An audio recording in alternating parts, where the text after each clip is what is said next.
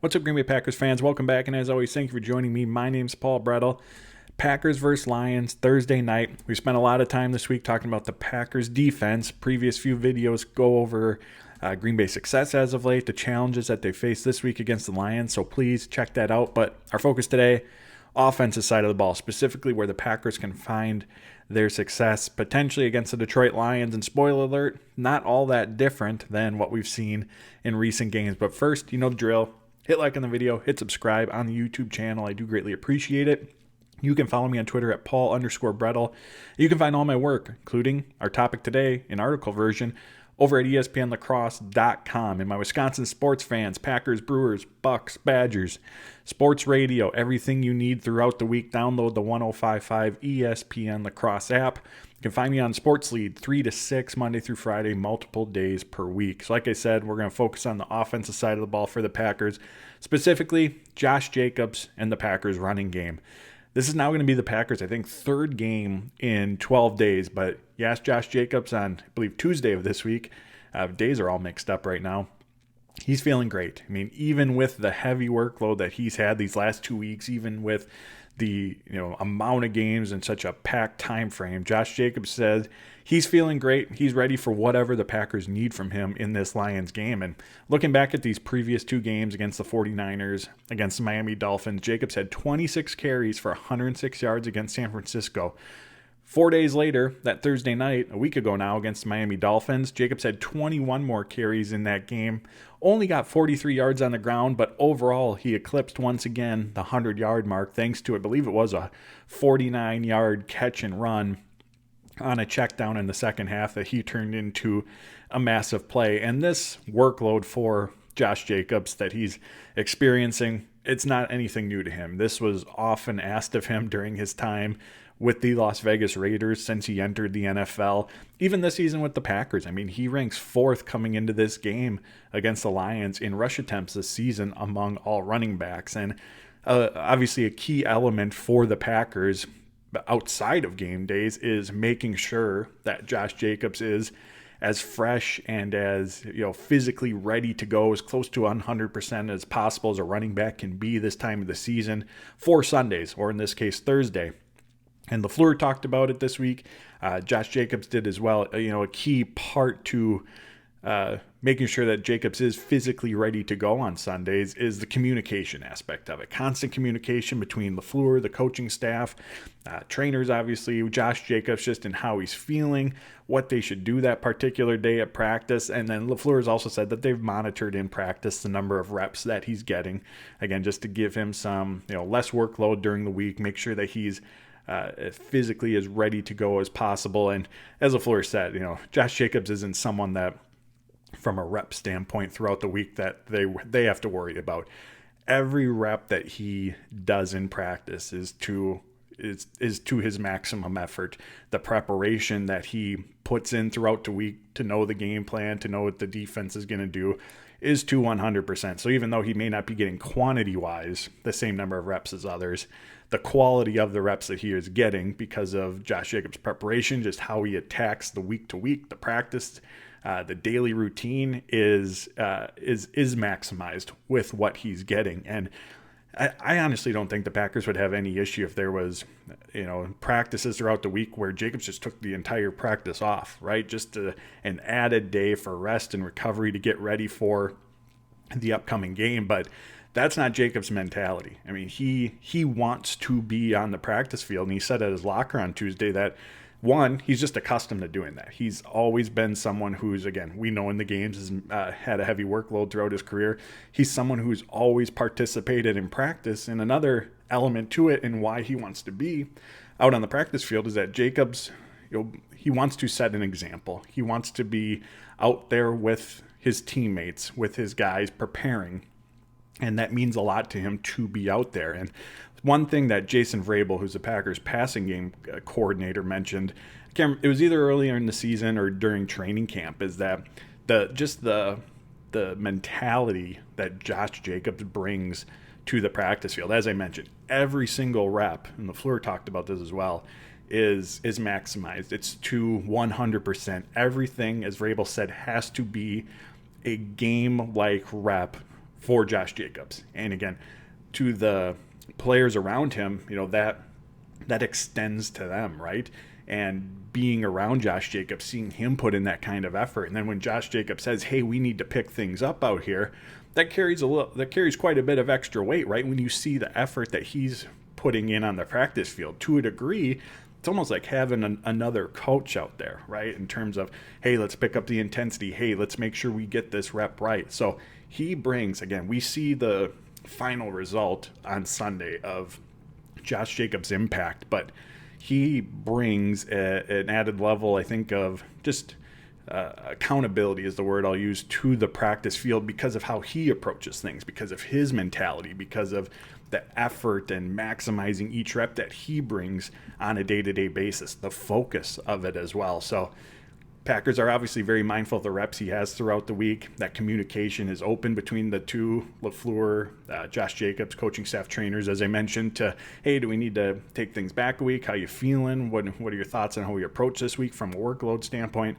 All of that is constant communication. But again, Josh Jacobs wants to be on that practice field with his teammates preparing for the week ahead. Now, as we've talked about on previous videos, Josh Jacobs, the run game as a whole, I believe, has been the catalyst, been the reason, the primary reason. Of course, as we always say, there's many reasons to any success or failure in football, but it's been one of the main reasons behind the Packers' offense finding its groove in recent weeks, specifically in situational football, specifically on third downs and in the red zone, which, as we know, going up until the bye week, those situations were major issues for the Packers. Very, very inconsistent. I think going into the bye week, they ranked 29th, 27th, somewhere in that range. Not good in red zone offense. They were in the bottom third of the NFL in third down success rate. But over the last 3 weeks, including that Bears game, Packers' third down success rate is at 48%. And just for some context around that number, because again, what does 48% mean in the grand scheme of it all? If that was their success rate over the course of the season, that would be the third best third down offense in football this season. The red zone, last 3 games, they've scored a touchdown on 8 of their 10 visits, 80% success rate, which again, if we take that out over the course of the season, that would lead the NFL. So they're operating in these key must-have-it situations at a really high level right now.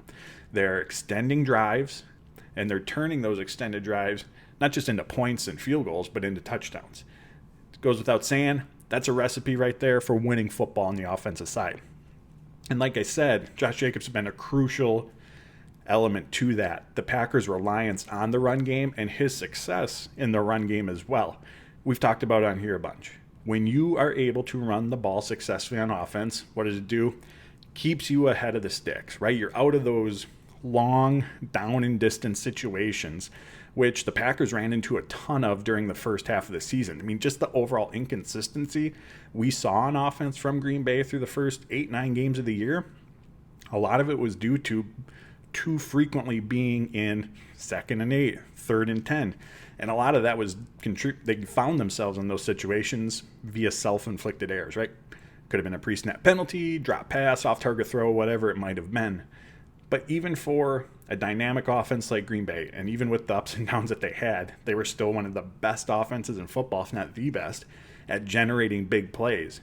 But when you are consistently behind the sticks, even for a high-powered offense like the Packers, it's a tough way to live in the NFL because the defense has all the advantage. If you're in 2nd, 3rd, and long, they're not really worried about the run game. So what's the pass rush doing? They're pinning their ears back. They're getting off the ball. They're just trying to get after the quarterback. The secondary, from a coverage standpoint, has an advantage. When you need a 3rd and 10, there's only so many routes you can run that are going to take you beyond the sticks in those situations. So major disadvantage to be obviously in those spots. But on the flip side, and where the Packers have been living in recent weeks coming out of the bye, short down and distances. Tucker Kraft said it best. I know I've talked about it on here, but let's take Tucker Kraft's word for it. When Josh Jacobs, when the run game's going, it opens up the entire playbook for Green Bay. When you're in 2nd and 4, 3rd and 1, you can do whatever you want in those situations. You can run the ball again. You can take a shot play downfield. You can utilize play action. You can dump it off. There literally isn't anything you can't run in those situations. And for a defense, Now for the front, you can't just pin your ears back. You have to be mindful of the offense running the ball. So there's that, maybe brief hesitation in deciphering, all right, what's the backfield doing? Do I go, how do you defend the run versus the pass? The secondary, the linebacker position, because you have to be ready for both the run and the pass in the situation, you have to be ready for the offense attacking all parts of the field. That spreads them out. There's more space now for the offense to operate in those situations. And when you couple the defense being on its heels with, again, just all of the playmaking potential this offense has, Jordan Love at quarterback, Josh Jacobs out of the backfield, Tucker Kraft at tight end, all of the options that they have at wide receiver, that is a very, very tall task for any defense to have to defend. So now, with the run game going, the Packers still have that big play potential through the air. We've seen that. But now you're coupling that with a run game. You're coupling that with an efficient passing game that we're seeing from Jordan Love in this offense. And if you're the defense and you're game planning, all right, what are we going to take away from this Packers team? I mean, you take away one thing, they got 3 other ways that they can burn you. It makes things for this offense, one, just given the situation as we described, gives them the advantage, makes things simpler, opens up the entire playbook, and just gives the Packers more versatility, more ways that they are able to burn you, and they already have a lot of those. So I really think that all of the success that we're seeing from Green Bay offensively these last couple of games goes back to Josh Jacobs, goes back to the run game, goes back to their success in that regard. And like we said, when it opens things up in the passing game, I think that Dolphins game was a prime example. We talked about going into that game that secondary was very stingy, Miami's. They haven't given up a lot of big plays this season, and converting those opportunities was going to be a challenge. But throughout the game, what do we see the Packers do? We see them rely on the run game heavily. We see them utilizing checkdowns in the passing game. We see them leaning more on the short, maybe to intermediate routes in the passing game. And they're finding success. So what does that do? The defense starts to creep up. And then in the believe it was in the second half, down the right sideline, big downfield pass to Christian Watson, one-on-one situation. He's going to win those again. But to get that opportunity, to have that opportunity to take advantage of, it started in the first half. It started with the run game and those short routes that eventually forces the defense to creep up because they got to stop you. They can't just keep letting you march down the field that way. So now there's that opportunity in the passing game. So I just think that sequence game flow right there from that Dolphins game is just a prime example that we can look at and see the run game, the positive trickle-down effect that comes from a good run game, a good, effective check-down, short to intermediate passing game. Now, lastly, on Jacobs, before we take a look at the upcoming game specifically, his presence has added a level of physicality to this offense. And I really think that that's trickled down to the offensive line play. And, this is a bit of perhaps an oxymoron to say, but the Packers' offensive line play in recent years, it's the area of strength, we'll say, feels like it's been athleticism, right? It's been their ability to, they've still been obviously very effective, but it's been through maybe positioning technique, whereas now it looks like, Sean Ryan, Josh Myers, it looks like there's real people movers out there, right? Like taking the guy across from you from point A to point B. And I think there's a ripple down effect of just Josh Jacobs and his running style and what he wants and how he wants to be utilized in this offense. And that adds more versatility as well, because it's not just, all right, we got to defend, we got to take away the run, we got to take away Josh Jacobs if you're the defense. But the Packers use him in the run game in a variety of ways. There's the outside zone where you're trying to get him on the boundary and in space, but there's also a lot of gap scheme runs as well between the tackles. So now there's different types of runs if you're a defense that you have to be mindful of. It's not just, hey, we gotta slow down Josh Jacobs in this game, but in what situation, what type of run are the Packers going to throw at you? So Josh Jacobs' presence, I think, again, such a massive trickle-down effect to the rest of the offense, not just the passing game, not just the situational football, but the mentality, the physicality, just the versatility for Matt LaFleur as a play caller to dial up different, even though if you want to run the ball, different types of running plays, again, depending on the situation and what LaFleur thinks best in those spots and how to attack the defense. Lastly, we all know it's a massive, massive game for the Packers. If they're going to keep their NFC North division hopes alive, have to win this game. plain and simple. And Josh Jacobs is ready. He relishes these opportunities. He wants to be in these big game settings and be the guy that the Packers lean on. I remember it was either during OTAs or training camp, and coming over from the Raiders, Josh Jacobs had talked about when he's looking at other players around the NFL and how he, evaluates the top performers, and this is how he evaluates himself too.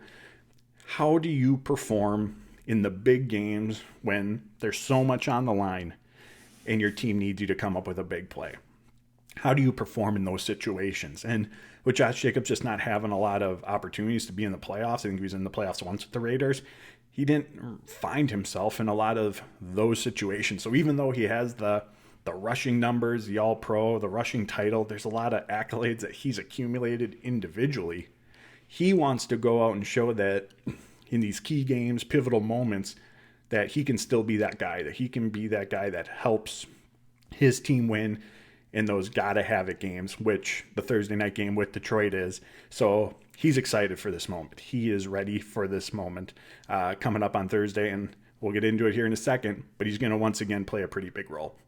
All right, so let's talk about Packers-Lions specifically, and what I think is going to be a major, major role for Josh Jacobs. For one, for all the reasons we just discussed. The run game, Jacobs' success in it, it's the blueprint, it's the foundation of the Packers' offense as a whole finding success, again, for all the reasons we just discussed. But it's going to be a big test this week against the Detroit Lions, who come into this game ranked second red zone defense, first in red zone defense, and second in scoring, second in points allowed this season. But the Lions are dealing with many, many injuries, particularly in their front seven. So in this game alone, Levi Nwuzurike, Josh Pichal, and DJ Reader, all players along the defensive front, have already been ruled out for this game. If we look at who the Lions have on injured reserve, it includes Aiden Hutchinson, John Kaminsky, Marcus Davenport. Again, all players along the defensive front. At linebacker, it's Alex Anzalone, Derek Barnes, Malcolm Rodriguez. They are dealing with a lot of injuries in that front seven, and if there's a team that has, embodied the next man up mentality, been able to overcome these injuries, because it's just this week where they're running into this. The Lions have dealt with a number of injuries throughout the season, yet they continue to find ways to win.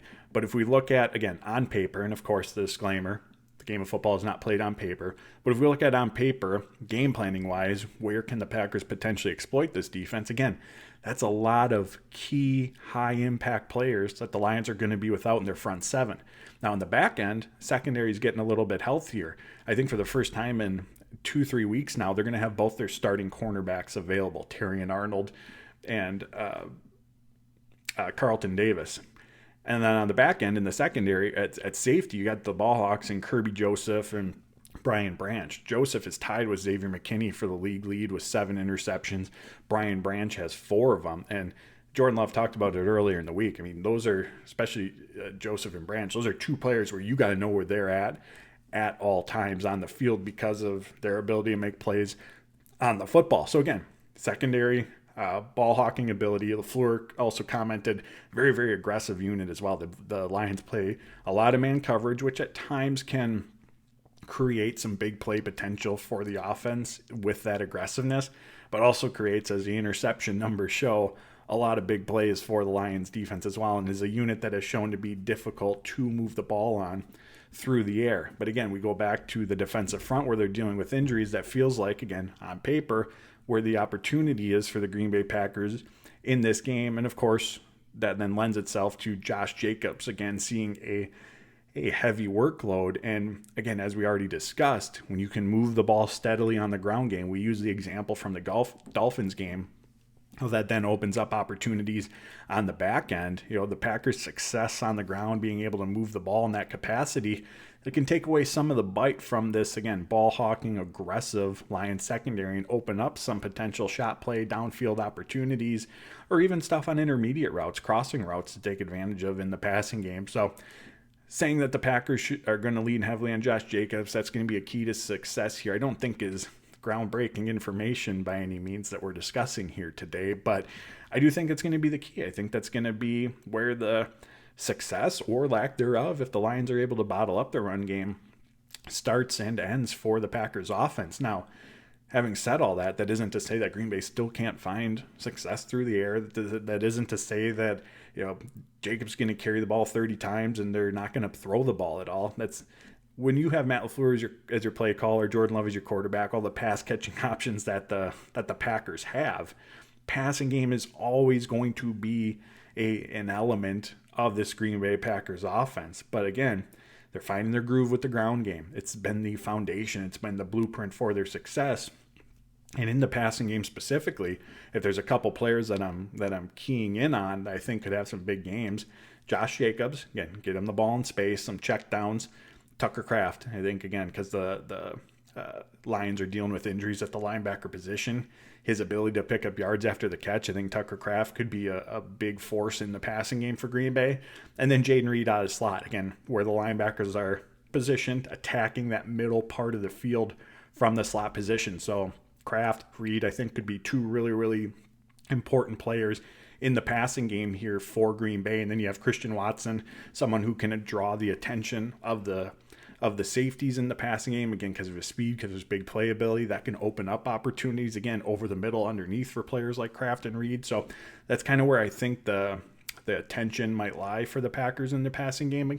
Again, just looking at this Lions team, the injuries that they're navigating through, but it's all going to start with Josh Jacobs and this run game for the Green Bay Packers if they're going to come away with a win over the Detroit Lions.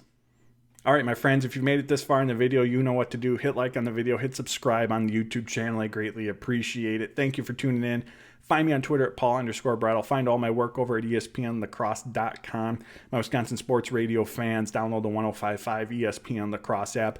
We'll be back with another video following the Packers-Lions game, breaking it all down. But until then, my friends, take care.